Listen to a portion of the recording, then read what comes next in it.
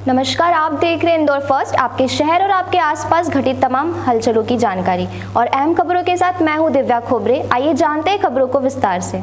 क्षत्रिय कर्णी सेना परिवार के राष्ट्रीय अध्यक्ष श्री राजजी शेखावत एवं राष्ट्रीय उपाध्यक्ष प्रदेश अध्यक्ष श्री इंदर सिंह जी राणा का प्रथम नगर आगमन पर राजपूत समाज के वरिष्ठ समाजजन एवं जिला अध्यक्ष राज सिंह चौहान के नेतृत्व में भव्य स्वागत हुआ, जिसमें जिला उपाध्यक्ष अमन राठौर, दीपराज तोमर, पृथ्वीराज चौहान, उत्कर्ष चौहान एवं अन्य सभी साथी मौजूद थे। डॉक्टर राज शेखावत ने प्रेस वार्ता में बताया कि कोई भी राजनीतिक पार्टी हो, जिन जिलों में राजपूत समाज बाहुल्य है, वहां राजपूत समाज के कार्यकर्ता को चुनाव में टिकट दिए जाए।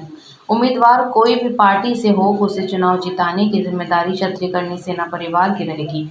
हर चुनाव की तरह इस बार भी राजपूत समाज की उपेक्षा की जाती है तो समाज सरकार का तख्ता पलट करने की ताकत रखता है एवं मध्य प्रदेश सरकार एट्रोसिटी एक्ट के दुरुपयोग को रोके। चुनावी माहौल के बीच कर्णी सेना परिवार के राष्ट्रीय अध्यक्ष डॉक्टर श्री राजजी शेखावत का जय आदिवासी संगठन प्रदेश प्रवक्ता संदीप नरगावे ने बड़वानी के कारंजा चौराहे पर स्वागत किया। मध्य प्रदेश में विधानसभा के चुनाव है, वो हम सब जानते हैं। विधानसभा के चुनाव है तो विधानसभा के चुनाव के पूर्व 27 अगस्त 2023 भोपाल मध्य प्रदेश में सुबह 10 बजे से क्षत्रिय एकता महापड़ाव का आयोजन क्षत्रिय कर्णी सेना परिवार की व्यवस्था में समस्त क्षत्रियों द्वारा आयोजित होने जा रहा है। उसी के कंसर्न से हम लोग पिछले कई दिनों से और आने वाले कई दिनों तक क्षत्रिय एकता महापड़ाव यात्रा का आयोजन कर रहे हैं और गांव-गांव, जिले-जिले जाके हम समाज के लोगों को आमंत्रण प्रेषित कर रहे हैं और उन्हें मार्गदर्शित कर रहे हैं।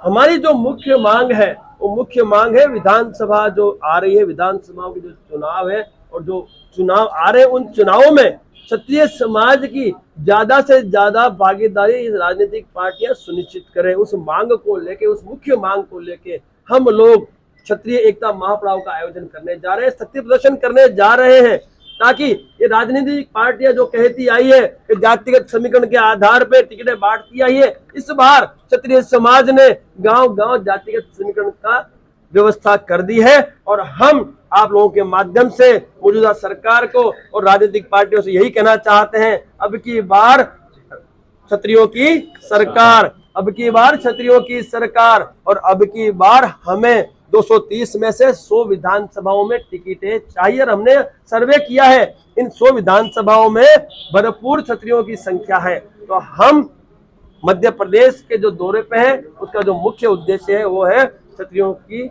ज्यादा से ज्यादा सत्ता में भागीदारी सुनिश्चित करना। आगामी विधानसभा चुनाव में किसका सपोर्ट करूंगा?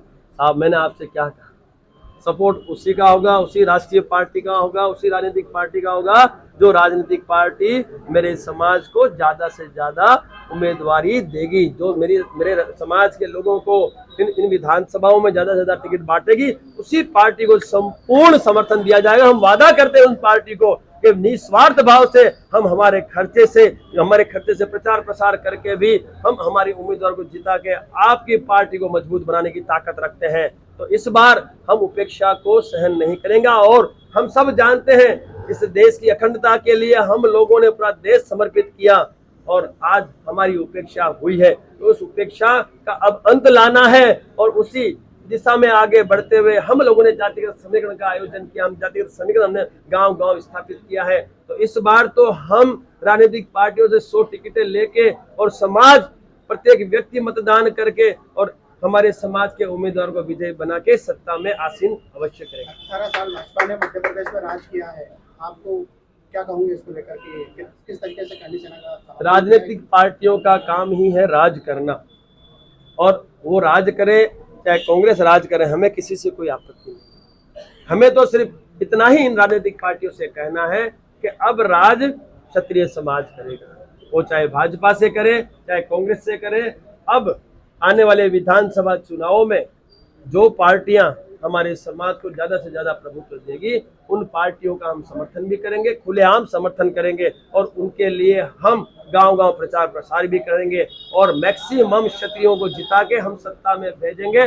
फिर भले वो कोई भी पार्टी हो, सत्ता में क्षत्रिय आसीन होगा और इस देश की जनता की सेवा करेगा, इस देश की जनता के लिए न्याय और अधिकार की बात करेगा और इस देश के लिए ये क्षत्रिय समाज जो वर्षों से सेवा देता आया है। आप सब जानते हो कि जब राजाशाही थी, जब 567 रजवाड़े हमारे थे, तो हमने किसी से अन्याय नहीं किया, हमने न्याय और अधिकार की ही बात की थी।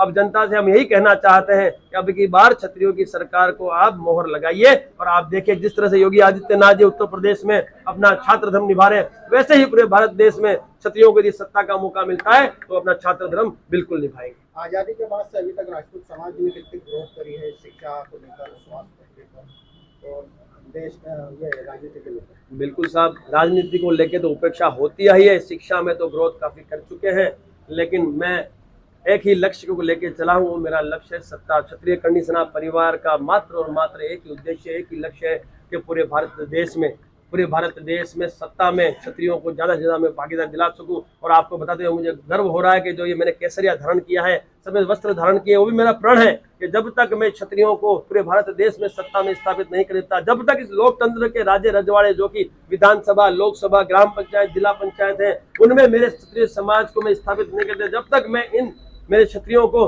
राज्य रजवाड़े चुनाव के माध्यम से नहीं जितवा देता, तब तक मैं शांति से नहीं बैठूंगा। हम सब जानते हैं कि ये लोकशाही है, लोकशाही में युद्ध से राज्य रजवाड़े नहीं ले सकते। इसके लिए हमें चुनाव लड़ने होंगे और उसीलिए मैं गांव-गांव घूम रहा हूं, मेरे समाज को जागृत कर रहा हूं कि अब हम उपेक्षा सहन नहीं करेंगे, अब हम मतदान करेंगे, हम हमारे उम्मीदवार को जिताएंगे, सत्ता में लाएंगे और राज्य रजवाड़े हम वापस लेंगे और जनता की सेवा